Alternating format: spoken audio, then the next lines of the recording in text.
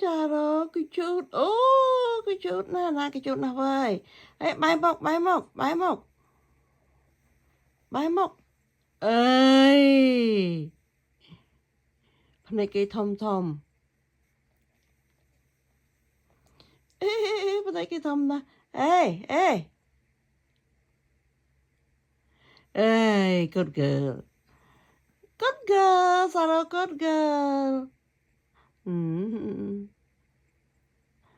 À, good girl. Apa ni?